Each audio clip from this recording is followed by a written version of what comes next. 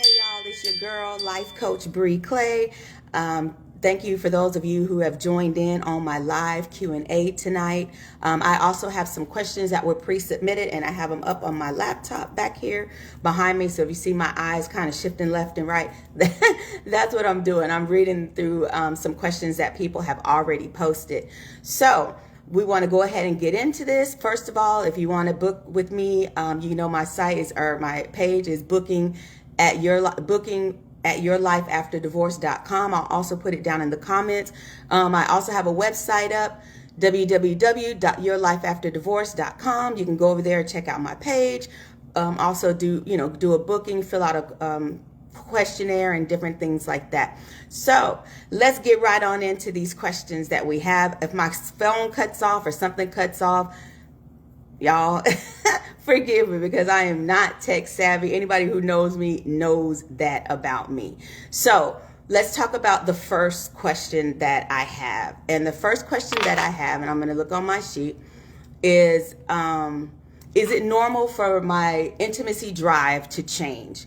And the answer to that is yes, especially if you're premenopausal or in menopause. Our bodies change because of our hormones change, life changes, just different stressors change. Our nervous system becomes out of whack. So yes, it has the ability to change your drive. Now, some people I have talked to say that since they've been going through menopause, their sex drive has actually increased. So they're like, look, I'm out here, ready to get it all going and stuff. So for those people who that has happened, kudos to you guys. But for those that haven't, that's fine. That is a normal thing. It's something you may want to go and talk with your doctor about.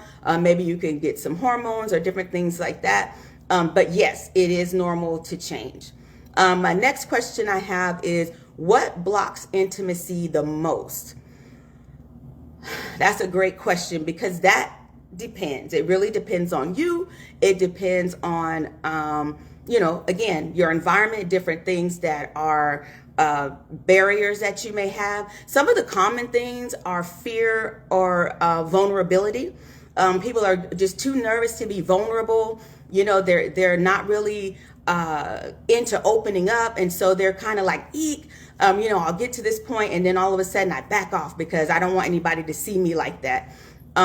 Shame or guilt can also be barriers that block you from intimacy. A lot of times we have things that have gone on in our past, or we've been taught different things, through family members or through church, and we are just different things that have taught us about intimacy. And so those things could become barriers because now, hey, I'm wanting to kind of do this and now I feel ashamed or I was always told that this was bad to do. And so a lot of times that could also be a barrier. Some other things that could be barrier are past relationship trauma. If you've been in a relationship and you've had some things happen, that were kind of like traumatic for you, those also could be barriers to block you from having pleasure. So what you would need to do in that case is just go through. We have a shadow work program that we do, and you would just go through and we would go through the different areas and talk about it, really kind of dig deep and find out where these barriers are coming from and what can be done to unblock these barriers so that you will be able to have the highest amount of intimacy that you deserve. Pleasure is personal and everybody deserves to be able to have pleasure. So in order to do that, though, you have to unlock your barriers. And again, there's nothing wrong. The good thing is if you're able to identify it, then we can work together and be able to kind of go through those different things. Another question